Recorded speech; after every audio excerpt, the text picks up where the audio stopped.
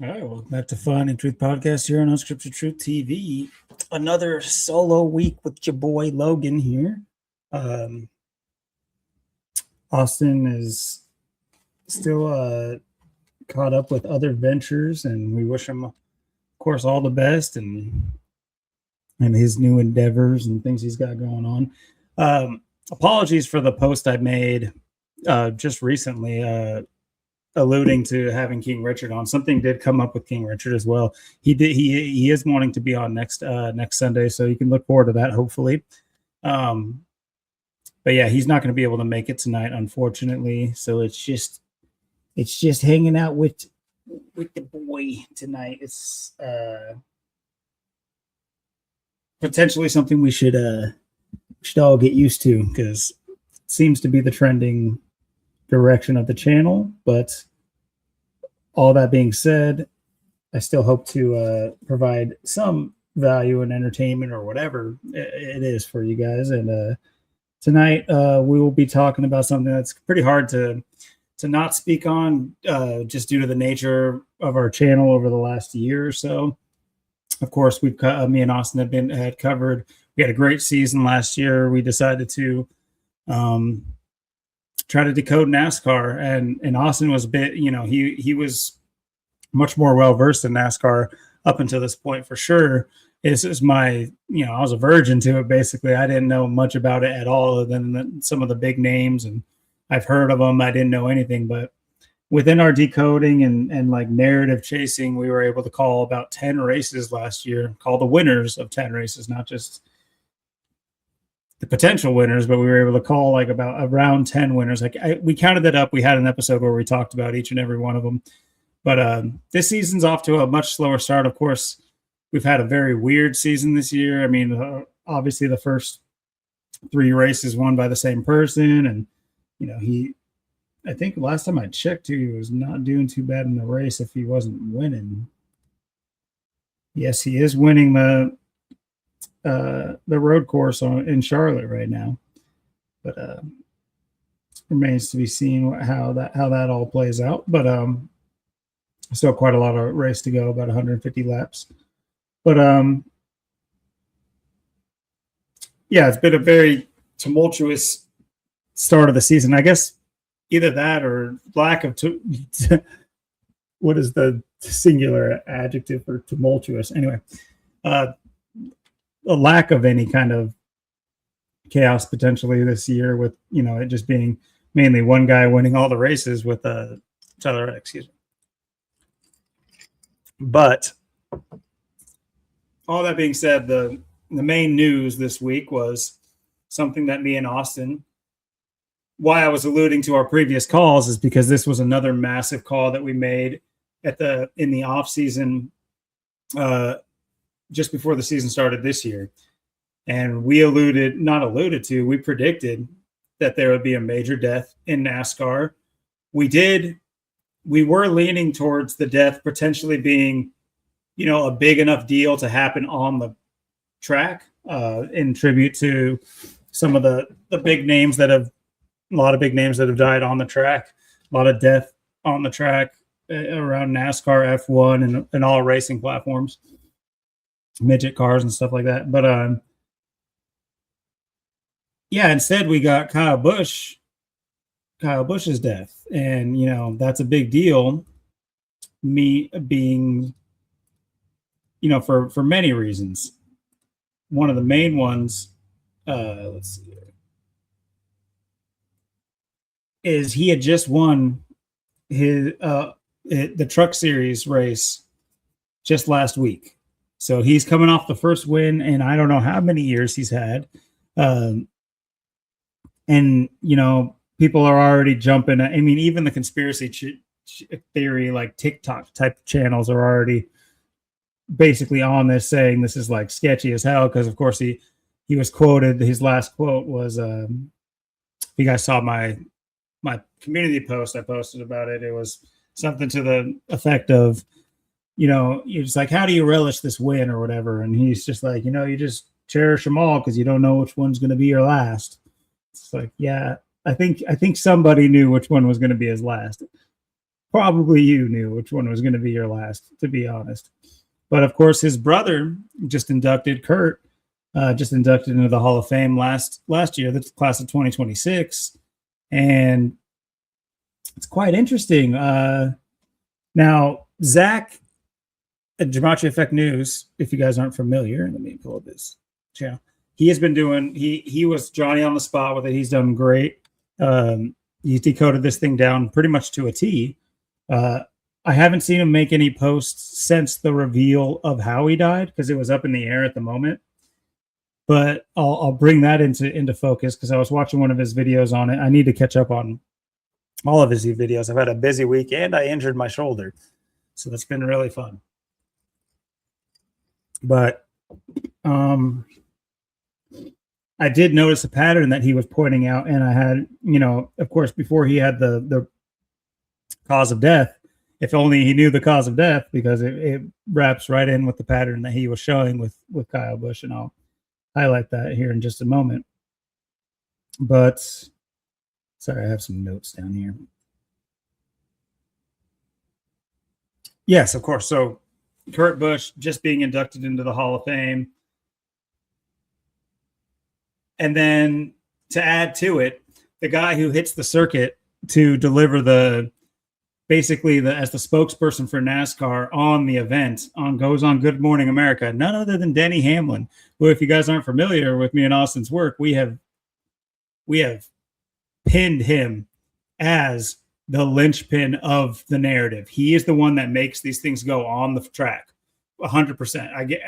We have highlighted it multiple times. He's surrounding every major controversy on the track most of the times, or if you guys aren't familiar, he was, there's a controversy with him, even just barely losing last season.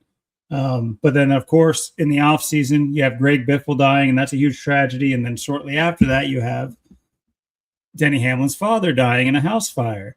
And so you have this guy who's, now representing two ritual sacrifices, in my opinion. Whether or not they die, that's not the point. It's how it's presented, and it's what people think about it is more important than maybe even what really happened when it comes to celebrity. I'm not saying if something happened in your life, it'd be more important what was said about it. It's when it comes to these stories, though, that is their stories, their narratives. They literally drive the narrative. So, no pun intended. Well, pun intended that time. But a lot of interesting things about it. I do recommend you guys check out Zach's videos. His thumbnails are quite easy to see. If you guys don't, if he made like 3 videos back to back to back about it. King Richard's website. Let's bring that up here.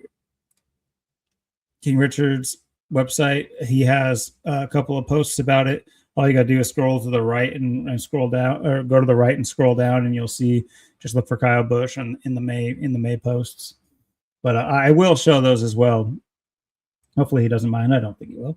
But just kind of go over what he's brought up about it. But yeah, without further ado, I just kind of want to give you guys a little bit of what I've found about it, in light of, because when I first heard that Kyle Busch died, Austin texted me about it right away.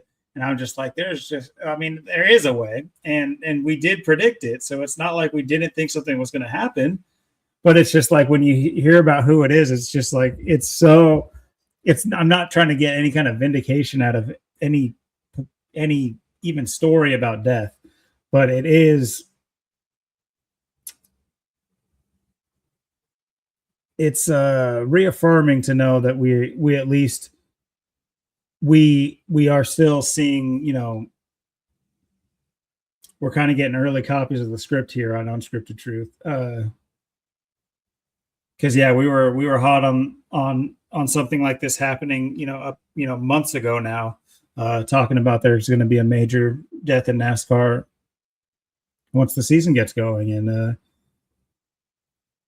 so yeah, some of the interesting, notable things about it are that I was able to ascertain.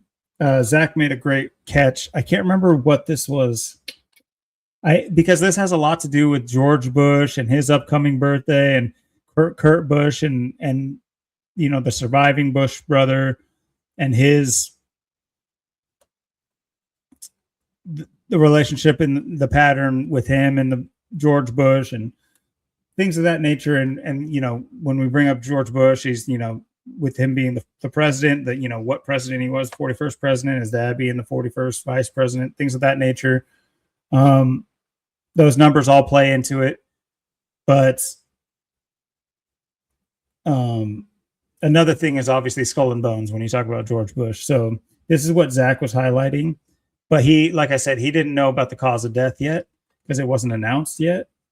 And so he had this a pattern already highlighted for other reasons. But if he only knew that you have Kyle Thomas Busch, you see the 182, the 223, which is like the reverse of 322, which is the order of skull and bones. That's where that's going. It has other significance as well, but I won't get into it. It's not super important to this right now. The 79 also played another part in it. And if you watch Zach's Decode, he goes over all of these things. It's a little bit of it is slipping my mind. Just right, I don't know if it's like stage nerves or something like that. I just can't exactly remember what it was that those numbers indicated. But like I said, he already had these numbers highlighted without even knowing the cause of death, and the cause of death being severe pneumonia, as that was highlighted in the original articles. It's been called two different things now, or maybe even a third if you include the sepsis from pneumonia. That's another cause of death now. But originally it was just called a severe pneumonia, and then they called it a double pneumonia as well. Either way, severe pneumonia, Kyle Thomas Busch. What do you know? I mean, guys, come on. I mean, it's not testicular cancer. It's nothing to do with that. It's not Hanta. This is how I was joking with my kids, saying, it's probably going to be hantavirus or Ebola, but it's not hantavirus. It's not COVID. Not even COVID-19. These numbers are not adding up. It's not a brain tumor. Let's see, hemorrhage. No, it's like something like that. Is it? Okay, one M, two R's. That's what that was. It's not a hemorrhage. So it's not like any. I doubt that the list is very large of the numbers that would match up to his full name. And so we're past the realm of coincidence. Clearly, there's a ritual put in place for this man, and I can highlight, he's very famous. He had a very illustrious career, albeit somewhat in his brother's shadow with the accolades that his brother had, but he was also very winning. He was, it's not like he was just, he was a highly regarded driver. He's, still an active driver in the Cup Series as well, full-time Cup Series, part-time Truck Series. And like I said, he just got his first win in the Truck Series in forever, just last week. Funnily enough, he comes to Charlotte and dies, getting ready for the Coke 600, which is the last race he won, I believe.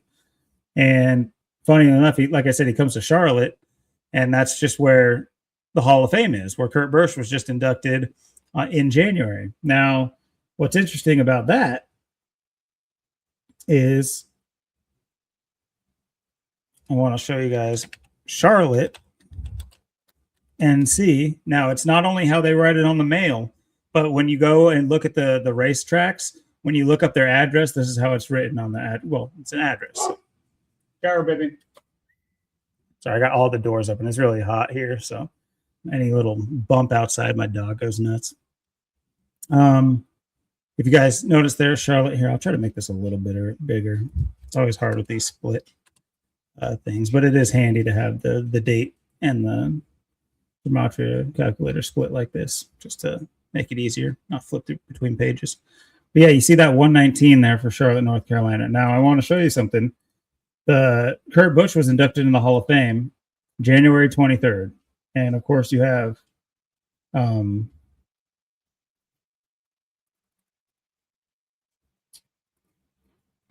Busch dying on the 21st, and that's a span, including the end date, of 119 days later. Where he dies is 119 days after Kurt Busch's induction into the Hall of Fame. Don't think that's quite a coincidence either.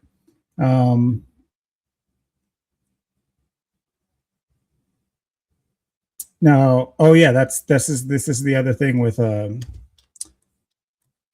how they double coded this death, because double pneumonia has that 76. If you see it right there, 76. That's as great as he is. Let's pull his little banner down. And if you look from Kurt Busch's birthday, August 4th. If you looked, I believe it was to his next birthday. So, what do you know? From Kyle Busch's death to Kurt Busch's next birthday is 76 days later. A span of 76 days later.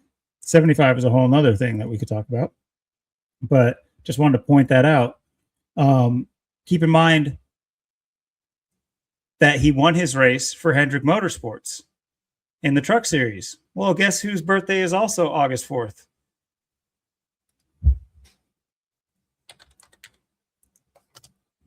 Mr. Jeff Gordon, co-owner, or part owner of Hendrick Motorsports. So not a coincidence there either. A lot of very, very interesting correlations going on here. A lot of moving parts, and of course it's been a tribute weekend, just like it was Biffle to start the season. So, when they can't deliver like high quality content, they just, fake you out with a bunch of death and drama. So you stay tuned in. So, like I said, from Jeff Gordon to Jeff Gordon's birthday and to Kurt Busch's next birthday, a span of 76 days later, like the other wording for his cause of death.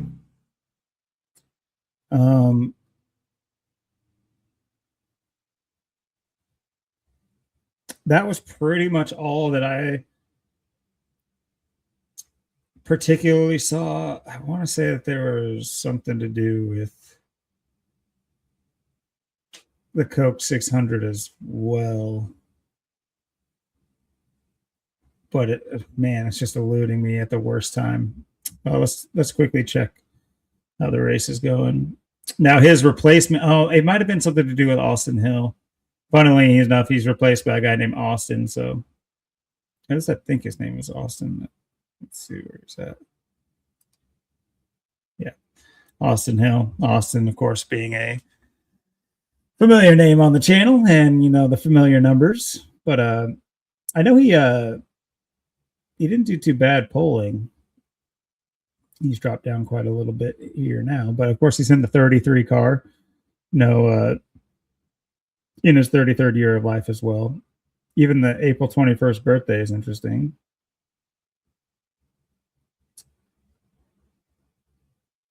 So yeah, right now we got Reddick leading the pack just barely over Briscoe. This is kind of the way it's been the whole race.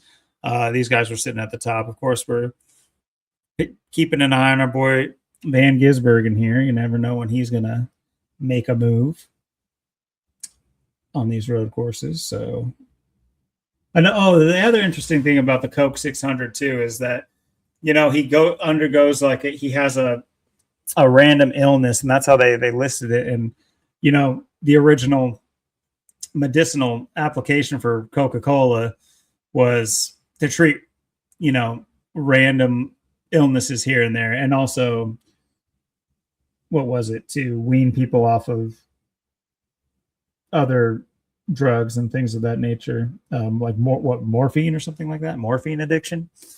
But yeah, it was listed as kind of like not a cure-all, but a a remedy for lots of ailments. And so I think that was just a little funny joke with Coca-Cola as well. I think, what was it too? Zach pointed this out. Is it Coke? Yeah, Coke has that 20, just like death. What's Coca-Cola have? I don't know if I've ever looked at Coca-Cola. That's at the 26, like the year. So get them in the news, get their race highlighted. Of course, it's always a highlighted race in NASCAR, but still.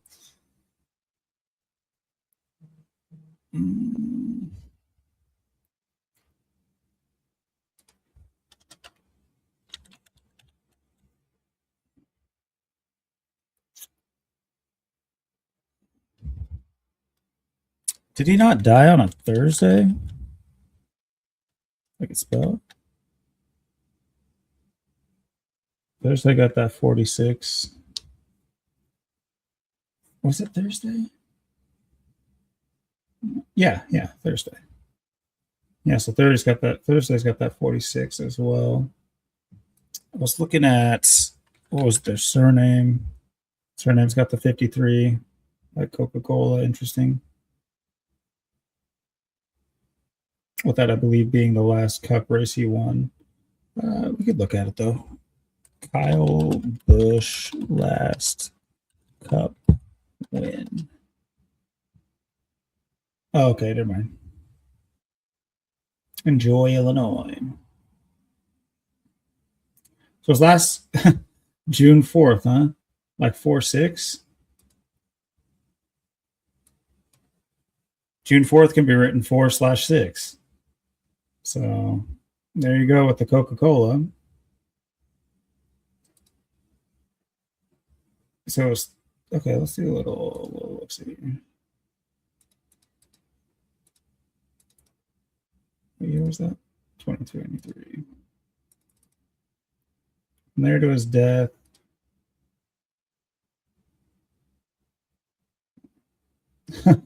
$163 weeks, huh? Like Coca-Cola. Once again, sorry if you guys can't read this. I apologize. It's tough on these screens to get everything on there, but there you go. That should be a little bit more appropriate to see. But if you guys notice there, got the 163 in Coca-Cola, 163 weeks and 1 day later. Actually, no, it's actually 163 weeks. I was including the span. Wow. So there you go. There's another one. Coca-Cola 163 weeks from his last win, he dies. I think that's not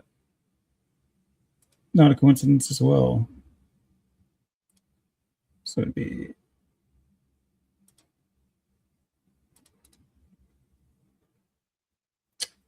five. That's interesting.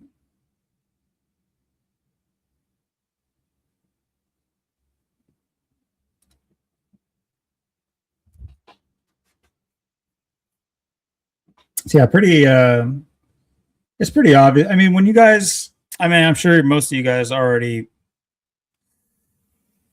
have your pineal glands tingling on things certain, when things happen like this in entertainment industry, it's pretty clear cut that they're using these things as distractions and devices to stir the people and to keep them trapped in their respective lanes and it unlocks that, like, the sentimentality and the emotional side of people's thinking, and so that skews the way they are able to logically think about a lot of these things. Like think about the most recent news that we've been getting. Think of all the Trump assassinations. You'll have people walking around like just thinking red, blue. Oh, these Democrats, all these lefties, all these blah, blah, blah. It's just like, okay, the story's bullshit. So why are you all the way over there when the basis of what your anger or that you're fighting for or arguing for is based on bullshit. Why don't we address the bullshit first? And then you'll start to be able to peel apart both sides of the bullshit and start seeing that it's both sides are bullshit. It's not one's more or less bullshit than the other. They both are equal parts bullshit to keep us equally divided. And maintaining equilibrium on the division is important because it has to do with how people move. I mean, literally in a physical sense. They need to track how we think, how we feel, and how we move. And how we move is dependent on what we think and what we feel. It's just psychology. That's just 100% truth. That's what like hypnosis is all about. It's how you can get people to do things, just using the subconscious mind. It's not their conscious mind telling them to do something. They have the free will to not do it or do it if they want. But if you can get past that and get into the subconscious, which is what they do with their propaganda from when we were wee little lads, and that they still do, you're able to kind of bypass those mechanisms that you would need to drill into an adult. You can just access them psychologically when the kid who's been propagandized grows up or is needed. And nowadays they're not even waiting for the kids to grow up. They're turning kids into soldiers, just maybe not with, depends. And the ones in school got plenty of guns apparently, but unless they're empty schools, in which case that's a whole other story. But yeah, they're militarizing our kids just in a different way. A lot of people will see the dumbing down of our society as like benign and inane, when in reality it's quite the opposite. It's quite an assault. It's an assault. It's masking itself as it's like masking itself as like our choice. Like it's we'll all collectively think that our situation sucks, and so that'll collectively give us the excuse for any negative way we go about our life because of our shitty situation. It's like the excuse phenomenon. Everybody's got like never-ending excuses for why they do what they do, why they are where they are. Nobody's, is not nobody, but rarely do you find people who are just try to approach something factually and with logic in order to understand why something is going on. And the frustrating thing about it is this is an imperfect science. Technically, we're not here. We're not there. We don't see them. We weren't there when we weren't in the van with Charlie Kirk. We weren't, on the roof with Thomas Crooks, my boy. So, it's obvious to an extent. It is completely obvious to an extent. To the only extent being that we can't sit there and show you physical proof because we're not allowed to be in these places. And that's the place that people will get you stuck on that want to live in the Matrix. They'll get you stuck there. Oh, you don't have any proof. You can't prove that this happened or this or that happened. And you can't prove it didn't happen. And so they're willing to trust the people that are enslaving their mind on the daily more than a person who is working against that force. That's Stockholm syndrome. That is appealing to your captor because they give you that sense of assurity and safety, because the unknown with me is scarier than the known torture with them. I'm chuckling a little bit. If I really personally, I'm just going to be blunt.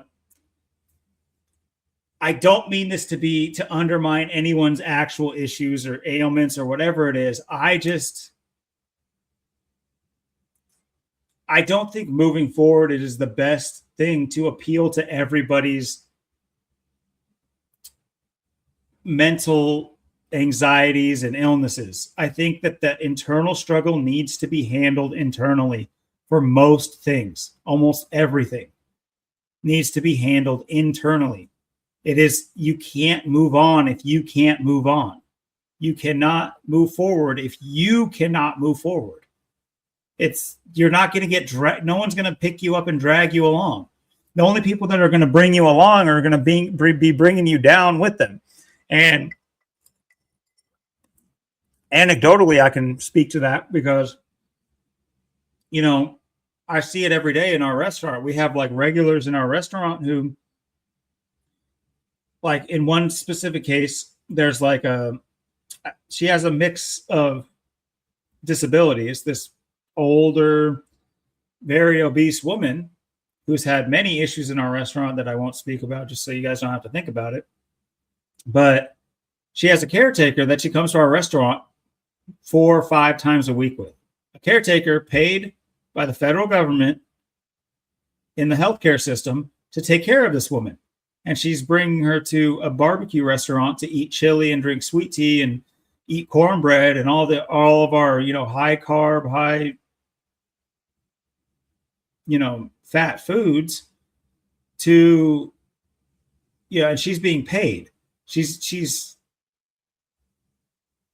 and if you were to ask that woman, the woman with the ailments, what that woman means to her, she'd say she's my best friend. But I sit there, I've literally brought this up to, I personally, I've wanted to ban them for a long time because that's straight up, in my opinion, that's a form of assisted suicide. So, and I think in some form or fashion, potentially behind closed doors, that's what they've come to terms with.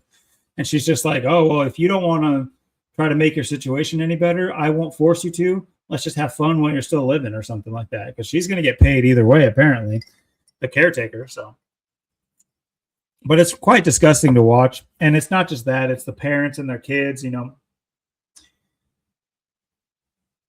It's just a whole nother rabbit hole really to go down. I kind of alluded to it last week, but yeah, you know, parents are a big letdown that I've seen.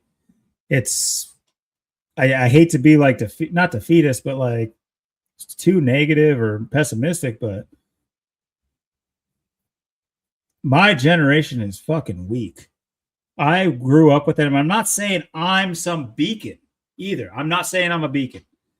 I'm just saying that I was slightly ahead of the curve all my years through school.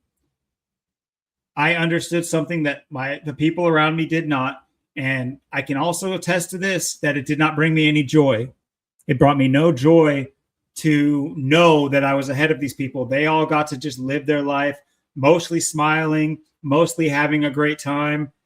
And when I tried to have great times and let go of what I knew this world to be, that it was fucked up and that shit was not the way that they tell you it is. And it's not just like some grandiose, you know, fun time to be had by all.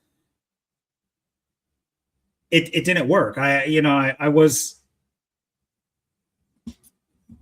had my time. I was able to turn off my inhibitors or whatever. I was able to use alcohol to turn off my inhibitors, and I did become a different person in my 20s, in my early 20s. I turned for about a year. I turned off those inhibitors using alcohol, and I became a whole nother person. And you know how many friends I made in that year? More than I can count. You know how many I have that I made that year? 0. They weren't real friends. We were all coping with something. We're all doing bullshit. And I became another person, and that person was able to emulate the world around me. I had up until that point, I couldn't emulate the world around me. I called out the world around me, and people thought I was stupid and crazy. Well, that's the other thing too, is people knew I was smart. And so I just got like, I was smart and popular. I was an athlete when I was a little kid. I didn't go through a little chubby phase. And when I wasn't in school, I went back to school my freshman year, lost all the weight my sophomore summer, got back in sports and everything like that. And I became popular again. But even then, I was still the one calling out the teachers for the bullshit, calling out and it's just nonconformist, if you will, but not like some, you know, not in the sense of like Hollywood. I wasn't like, you know, I was. What's strange about it is like I'd have my circle of friends, which was basically like the group that like ran the small, because our large school was split up into 3 small schools. So we had a relatively small school that we went to, population wise, you know, student wise. And so, and my friend group was basically the most popular group. And it was consisted of about 10, 11 people. And with those 10 or 11 people, including me, I was one of the most popular kids. Everybody knew me and most people liked me. They all thought I was funny because that's what my thing was. I was quick on the draw and funny with people, and I would challenge the teachers. They liked that aspect of it. But when I challenged them, they hated it. They did not like when I went outside of like acting like all of them. If I wasn't acting like all of them, I wasn't a fun time. If I didn't want to go to the parties, I wasn't a fun time, and I didn't want to go to the parties.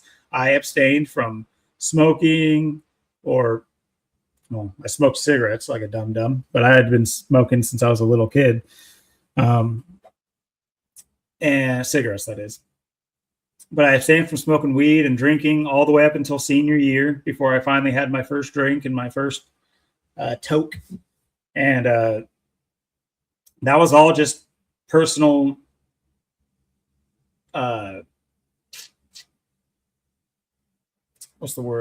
limitations I put on myself. It wasn't for any reason. I lost girlfriends because of it. They in you know, some pretty poor fashion. I lost one of what was my best friend, and then my girlfriend, and then I couldn't stand to look at her anymore because she was anyway. But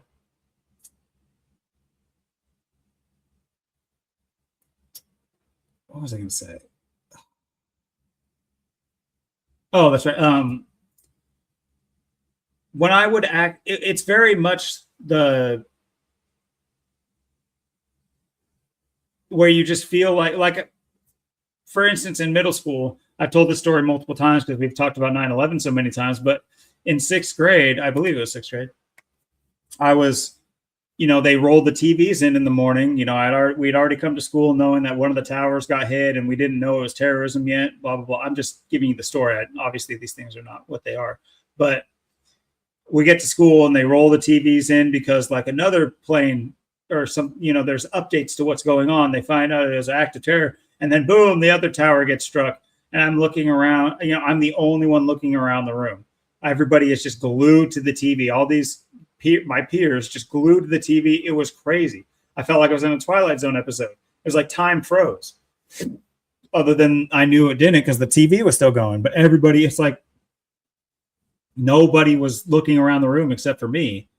And that kind of struck me when I was younger. And then, you know, fast forward to good old COVID, and there you go there. I would go into gas stations and Walmart and have absolute urchins looking at me like I was crazy. I'm like, this whole world got flipped upside down on its head, and nobody knows that they're all walking around upside down. And so, yeah, all that to say that, you know, there's a lot of internal work that needs to be done with people and myself. That's the other thing too. Because I know what's going on, and because it doesn't get any easier. When you fuck up, you know who to blame is. You know it's you to blame. Like when I slip up, like right now I was doing extremely well with like health and fitness for about, man, I don't know, about 4 years. I was so persistent on what I did, what I ate, when I ate, how much I ate, you know, getting exercise in, no matter what kind of exercise it was, whether it was housework or, you know, running the dog or just going on a run myself. Ever since I've moved out here, there's that excuse culture I talk about. I've allowed myself to give myself excuses for certain things.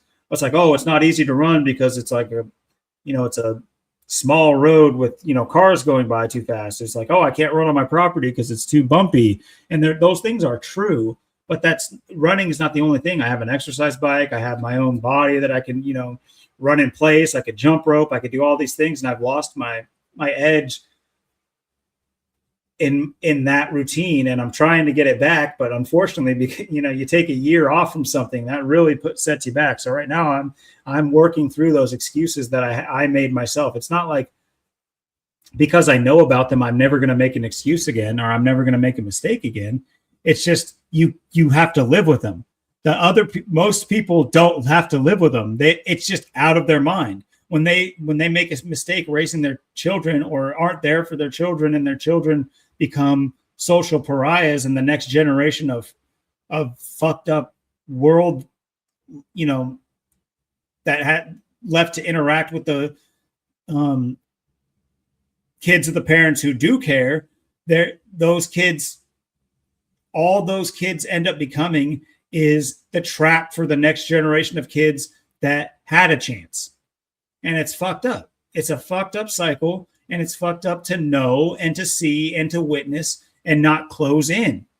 It's to still try to be an outward force or an outward beacon for anything is tough, because it's not like the pressure that gets to you or anything like that. It's just the work. It's not extra. It is the base level. Right now, we are so disillusioned to not understand that the base level of work is hard work. That's the base level of work. Now, I've applied that to every job I've gone to, or I've worked at. I'll give it to those people who write my checks, but I have failed to do it in my personal life, my whole life.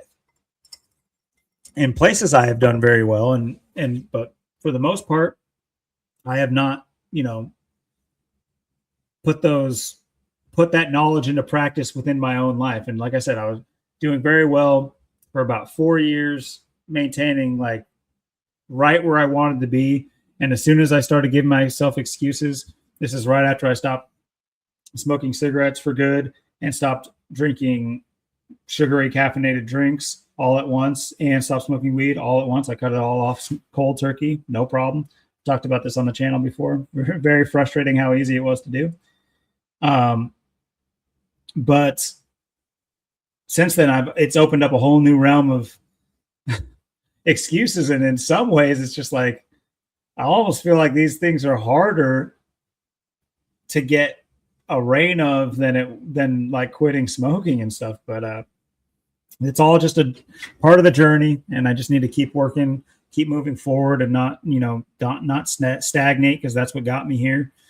But I really do hope to, because what it comes down to is I want to continue to be in my kids' life and show my kids that they have a supportive person. They have a person there that's going to be there for them and show them the right way to do things, and be somebody that, centers and balances them, because they're going to be confronted with all these things that don't make sense to them based on how I've raised them and how me and my girlfriend have raised them, and how we've shown them the world. And then they're going to see what they're presented with all these fucking Taylor Swift clones. And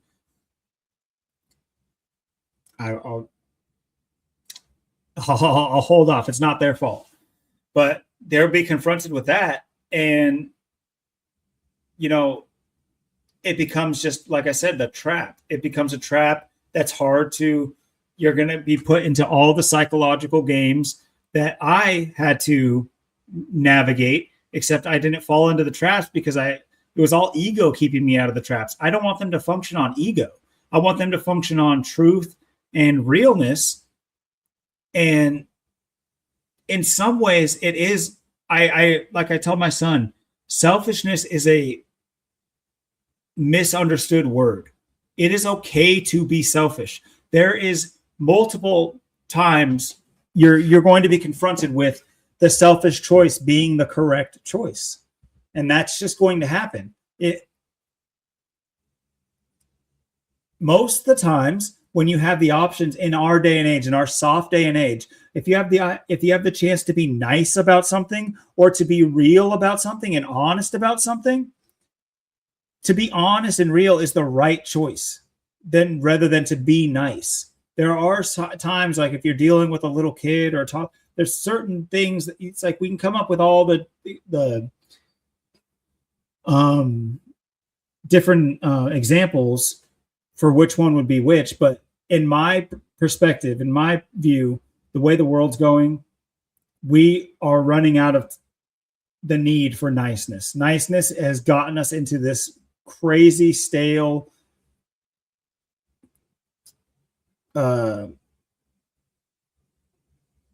stagnant cesspool that we're in, to where anything outside of what's the word? Anything outside of like,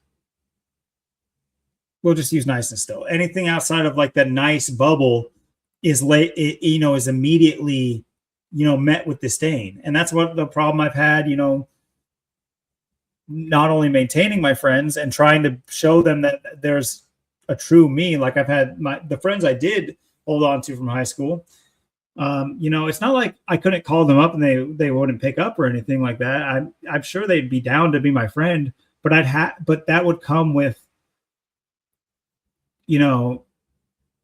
certain tangibles that I would need to do in order to maintain their friendship. I couldn't just go and talk the way I'm talking to you guys and then want to be around me. They would reject me and they wouldn't want to think about those things, even if they might want to still hang out with me. That would sour quickly because of what if I were to speak the way I speak now. And, this isn't me assuming that this would happen. This is what happens. But, if I were to go and just want to talk sports and do all the things that we used to do, sure, I'm sure that would work just fine for them. But what I had to tell myself was they're not the only ones.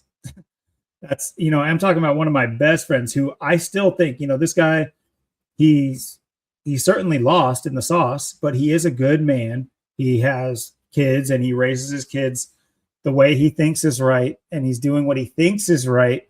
He just doesn't have the information, and it's not anyone else's fault. He doesn't have it. I'm not giving him an excuse. Trust me. And that's another reason why it's so difficult for us to even think about hanging out with them, is because, common things to them is just like eating pizza and fruit roll-ups and Oreos and soda. It's like, that's a huge, just like, okay, we're not 15 anymore, bro. You don't know that these things are terrible for yourself and your kids. You can't do it. You just can't do it anymore. As soon as you find out, you stop. That's it. But it's not that they're blissfully ignorant. And it's rough considering everybody ignorant. I don't think everybody's as ignorant as they lead on. I think a lot of it is, selective care towards certain things. If something's going to be hard to do, they just pretend they don't know about it. Man, how'd I get here from Kyle Busch? Apologies if this rant was like topsy-turvy and not cohesive. I don't think it was that cohesive, but I hope it was coherent. That at least that the points I made kind of made sense from where I'm coming from. Once again, I don't remember how I got here from. I think I have a brief idea about how I got here from what's potentially on the screen. But, it's just more nonsense that we have to navigate in this world, and it's tough. And I do want to know, what you guys, face on the daily. If you guys are able to maintain your friendships, or is it because they're like-minded, or is it because you have to kind of sacrifice part of yourself in order to maintain, and in some ways that people would say, that's, you should that there should be a willingness of self-sacrifice on both sides, and that you can meet in the middle. I'm telling you that I my friends have given no self-sacrifice in order to tolerate me.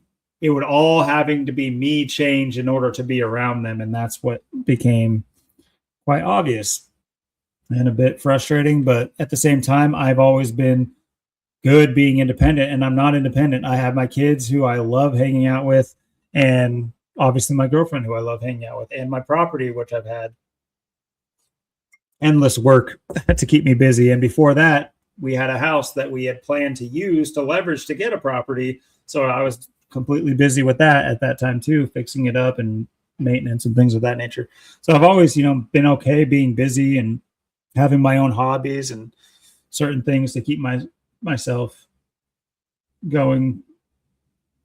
I don't fall into depression over things. I don't think I've ever been depressed, ever, not once. I've definitely felt depressed, most recently over my best friend's death. Now, we talk about friends. I did have a friend who was completely lost in the sauce in more ways than one. The sauce of this world and the sauce in a bottle. And that was his undoing. But he was a genuine dude. He was absolutely a genuine dude. And that's one of the ones you wish you could just redo a year completely and see what you can make of it, because it's tough looking back on certain things like that. But anyway, other than that, though, I have a strong network, as I alluded to last episode, that I'm very proud of and happy to have and grateful for.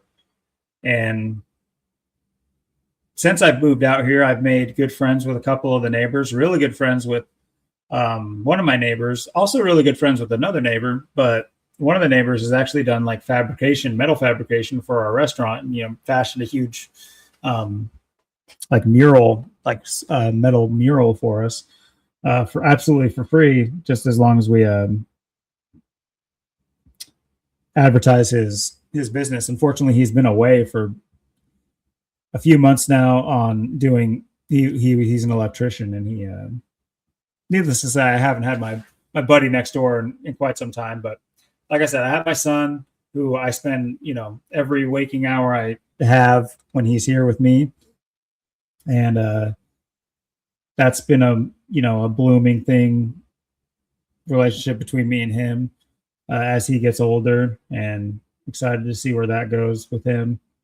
Nervous and excited, but lots that makes you nervous nowadays. But you got to just, stay on the path, stay on the grind, and things will work themselves out. And, just put your best foot forward, and good things will happen. But on that note, I will be wrapping it up relatively soon, but I did want to, first of all, let's pop into the NASCAR race and see where it's at. No, that's not it. Okay, 80 laps left. Gibbs takes the lead. Gisbergen's too close for comfort, but that's how they like to do it. So what's very interesting is I was going to put out a community post and say that if Gisbergen doesn't win, I would pick either of the Tylers, Gibbs or Reddick, to win this race. So it's funny that they've been kind of front running the whole race as well. And then, of course, Denny Hamlin would be an interesting win here, just based on his role being played in the whole Kyle Busch death thing. But we shall see if this is, I'm sure I'll wrap it up just before this ends, but we'll see where it's at. What I did want to kind of highlight is, what the Busch family is kind of involved with, that can, kind of paint a clearer picture into, why, untimely death can happen to this family. If you guys didn't know, his wife, who is like a vlogger, which is just fancy speak for, I want to relive my youth as long as I possibly can. So I'm going to get boob jobs and like keep my body a certain figure so I can post on social media and get, post thirst traps on social media, even though I have 2 kids, and even though I want to be the advocacy queen for infertility, which is another thing to talk about, just these rituals having to do with fertility and infertility, which is interesting also with the latest space launch hoax. What was that shit called? Whatever that Greek goddess. She's the infertility and the fertility goddess. Artemis. Yeah, Artemis would she would like plague kids. She would like come down and like sweepingly not plague them, but like with stillbirth and stuff like that, and or grant birth. So she was a fertility and infertility goddess. So funny that that's what this girl kind of represents. But yeah, his wife Samantha, she went on a world tour. Well, not a world tour, but she went to DC, and what do you know? There she is, shaking nice firm handshake with Mr. Trump. And Trump loves his skinny little nothing chicks, his little model type women. And maybe next week we'll talk about this supermodel thing, because in the background I've been kind of trying to formulate how to talk about music again, and highlighting certain bands. And here you go. Oh, this is a modest thirst trap for sure, but there's more. These are her trip to DC. These are not the ones that she posts normally on her IG. But yeah, she likes to flex her lifestyle and her wealth and her body and all sorts of stuff like that. But everything about her's fake. Her body's fake. Her 2 kids came about through a ritual, not a holistic ritual, but in vitro fertilization, which, if you guys don't know, that me and Austin have talked about this several times, that these people live underground. These people are the people these are the Fallout Vault. This is Vault Tech. These people are doing experiments. They're raising the Manchurian candidates. They're raising the athletes. They're raising these people underground. Their true parents are not their true parents. They give up their kids at birth for their place in the society that is to come above ground. And that does come above ground. The celebrities that you see, they are granted access to the above world to play a role, and it's a vacation for them. But anyway, that's a whole nother topic worth talking about. But yeah, I just wanted to point out that she just recently, this was very recently, went to the White House and met with President Trump, and it's just like kind of cucking Kyle as well, because it's just like he knows what he's about. And yet he just sent his wife there to be face to face, 5 inches apart from his colostomy bag, and just gripping her as hard as he possibly can. Potentially in other ways as well, grabbing her right in her cooch, right in her bush. But then also you check out his brother.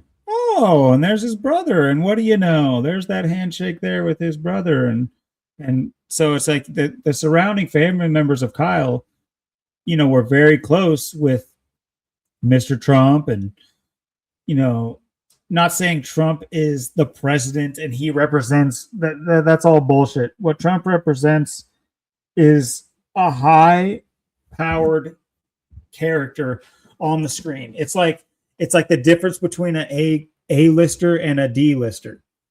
It's the A-lister is going to get the roles. The A-lister is going to be the lead actor for major films. Yeah, they'll fade away eventually, but for now, Donald Trump is an A-list celebrity on the world stage. And so he is playing the role of,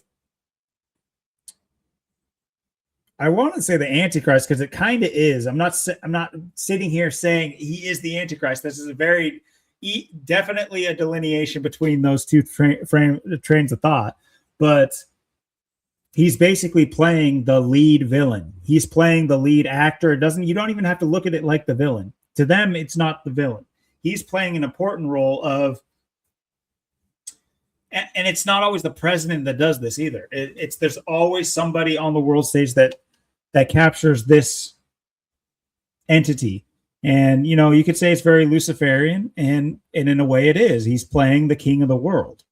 He's the king of the world, not America, but the world. And obviously people say that America runs the world, basically. But he's playing an important character. So when you bow to him and when you pay allegiance to him, you open yourself up, you join his court. You join his court, and in doing so, you play by his rules, and his rules demand sacrifice, obviously his ex-wife and countless others. And I'm not saying it's him. It's not Donald Trump demanding these things. It is the character Donald Trump demanding these things. So yes, or Donald Trump, if you will. But yeah, just his brother and wife cozying up to Mr. Trump. Meanwhile, Kyle doesn't meet Trump, and where's he now? He's getting tweeted at about his death by Donald Trump, and it's just very cookie cutter. Kyle Busch won 2 Cup Series. He won this many races. A true legend. That's like, okay. Thanks, Wikipedia. But anyway, it's just very, very interesting. Where they went with this, and I'm not saying even that Kyle Busch truly died. This is very Bob Saget like. This is very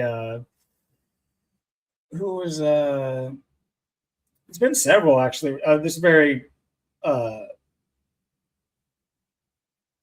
Matthew Perry-esque. This is very, they've done this quite a lot with celebrities. They're able to just sneak these in and just say, oh, whoops, died. Don't bother the family. They're mourning. Oh, look at SVG up there in second. Uh-oh, Ty. Of course, we know their playbook by now. Don't question the narrative. Don't ask why. Don't ask how. Don't question the obvious gaps in the story, the obvious gaps in the video or in any pictures, or don't question the fact that he just said you don't know when your last race is going to be, and that was the last quote in the media that he had, and then he dies. Yeah, that's not that's not iconic. That's not something for the news media to pick up and cycle and circulate. No, it's not like he said, oh man, I just farted in the car. Then die. No, he says some profound quote that's going to be used in every single ESPN article about it for the next month. That's how they do it. That's how they keep these narrative cycles going. This is, it doesn't always require a death in the news, but it always requires something, some big news, some piece of the news or headline requires the next media cycle to run off of the last in some form or fashion. It's never ending until we end it. And, it's so funny because in war times, you look at places that were getting targeted, and these were printing presses. If you guys don't know about early America, when people were setting up, when tycoons and such were setting up printing presses to fabricate a story of the Wild West and what they were up against in order to get federal support and more money from New York and the northern states to keep expanding westward, they were setting up these printing presses westward in order to dominate the narrative moving, that they would dominate what the Westerners read and what the Northerners read. And there was no, there wasn't a whole lot of dialogue between the haughty-toddy Northerners. And by the way, the people living in the North, the bourgeoisie and stuff, these are people, you guys, we're so lost on what the early America truly was. And the Wild West is an absolute joke. It is a fabrication from Buffalo Bill. And Zach does a lot of work on Buffalo Bill, not only because he represents the Bills, the New York team, which is funny because he represents a New York. They use Buffalo Bills, and of course they use like a bison on it, but they use that in New York, one of these states that had the high society going for him. They created Buffalo Bill. Buffalo Bill is a TV program. It is not what you think it is. The Wild West did not happen. The only places where there are those shanty towns that did truly exist was where that there was something worth contractual governmental hiring out. So mining, water shedding, stuff like that. That's the only places these towns popped up, and that's why they were archaic. The rest of the nation was built up. The rest of the nation was built up. These plantations have been there for hundreds. These plantations have already been there. These gigantic mansions, these insane asylums that are castles, these cathedrals all across the United States. These are already there. These were already built. These were not built in 3 years, horse and buggy. And this is worth an entire episode. And I've alluded to it, but there's a guy named Capability Brown that you guys need to look into. That was an early piece of the fabrication of history in Great Britain and England. And he also did work in America as well. But in early America, the printing presses was everything. That was like the lifeblood of the narrative. And so when you look up certain wars, you always, like, even in more modern wars, that one of the most targeted thing is their like broadcast system or the printing press, like the actual apparatuses that printed newspapers. These were like metal, like sheets. There was these metal sheets that would,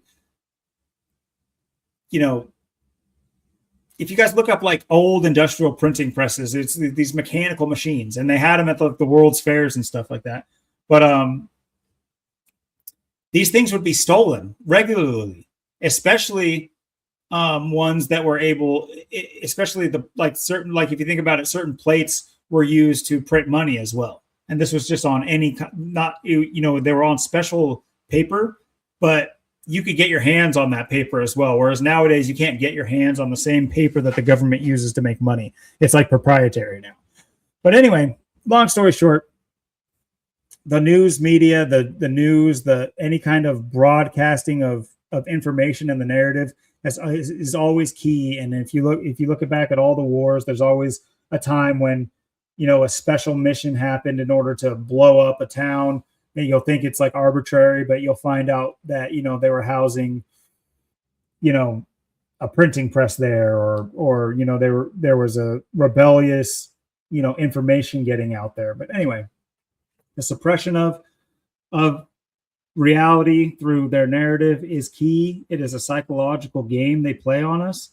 And unfortunately, it works all too well. I mean, especially when you look at, some of the stuff they're able to play on us. I mean, this is the shocking footage from the White House shooting.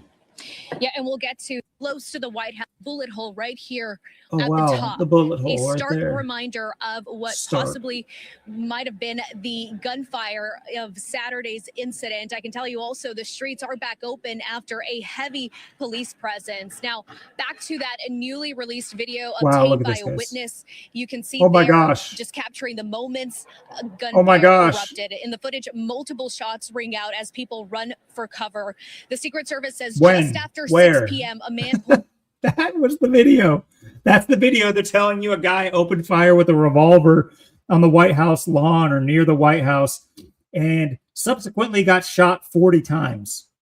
The Secret Service shot like 30 plus bullets at a guy with a revolver, which can shoot 6 bullets. Now, also, if you do any detail looking into this, you'll find out that he was pointed towards the White House. The White House was pointed out towards him. And they shot 40 times. They didn't care about any other civilian casualties.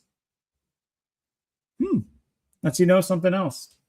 So whether or not this even really happened, you looked at listen to the witnesses and what they say. Oh man, if this is where the country's going, oh boy. And then there's, the kids is just like, yeah, I heard a helicopter. So yeah, it must have happened. But yeah, look, the shocking footage. Wow. Oh God. Look, everyone. We're here. A bullet hole. Look, everyone. Now, shocking footage.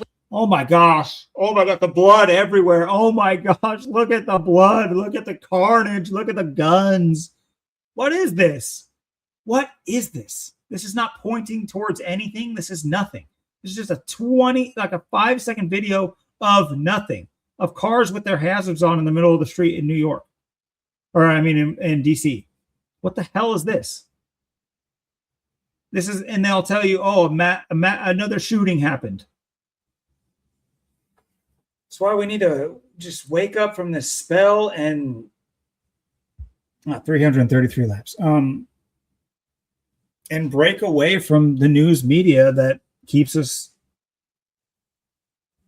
under this absolute bullshit spell that we're under. It needs to stop. There's so much that we got to do internally with ourselves that if we're still living for everything else outside of ourselves, then I mean, at this point, I'm not even an advocate for the world uniting. I'm really not. I'm realistic enough to be pessimistic about that ever happening. But what I am still holding out hope on is that the average person can, for whatever reason, be it selfish reasons, wake up and do for themselves, make themselves better, and that'll make most things better.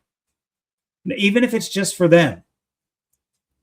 It'll make things better for them. They'll be less likely to do bad or to do, to spread, the shit virus of shit into the world that's been being spread my entire life. I will say that there was a golden age when I was a little kid in the 90s, but anyway, I'm sure, it's rose-colored glasses for me, but still. It takes that internal work, and with that being said, I kind of hopefully, it's kind of like catharsis because, talking about this kind of stuff, because it kind of emboldens me, and, it almost feels like I'm talking to another person right now. So I'm kind of feeling like I should, have more of a reason to hold myself to the standard that I'm speaking about. And so, hopefully this emboldens my journey to get back in, mentally and physically the way I wanted to be, that I was for about 4 years ago, or not 4 years ago, but for about 4 years straight up until about this last year. And I can make true progress that way. Of course, I say that, and then I have a true excuse right now where my shoulder is absolutely screwed up right now, kind of limiting a lot of the stuff that I had going. But all that being said, keeping a positive attitude, keeping my diet right and my head right, being less argumentative at home, being, less quick to anger, things of that nature. These are all things I've been working on, and have no excuse to stop now. But yeah, let me know where you guys are at. Where are you guys at with are you guys working on anything in your own lives, whether whatever you're willing to share, and how's it going? What roadblocks are there for you? How did you get over the roadblocks, if you have things of that nature? Let's get a dialogue going, and by this time next week we'll have King Richard on as our our best guest, fulfilling a much more necessary role as co-host. I'm sure I'm putting you guys through the ringer, having to listen to me yap for an hour or so. Although I am keeping it short. I will keep it short. But I do appreciate anybody who has made it here or even listened for a little while. I appreciate any feedback, any response to what I talked about. Anything you'd like me to cover. Of course, I did have plans to talk about a couple of other things. I was even going to get into the old world and the World's Fairs and things of that nature. I'll pocket that for now. If you guys want that, and if I hear anything back from you about what you guys want these next episodes to be about, or if you guys want to join the show, yeah, hit me up and we'll try to make it happen. I kind of got sidelined by the massive news of Kyle Busch and definitely had a lot to say about it. But with that being said, I will wrap it up here, and I hope you guys have a fantastic week and look forward to hearing back from you guys. And yeah, peace and love, and see you guys next week with King Richard in tow. Should be a good one. Later, y'all.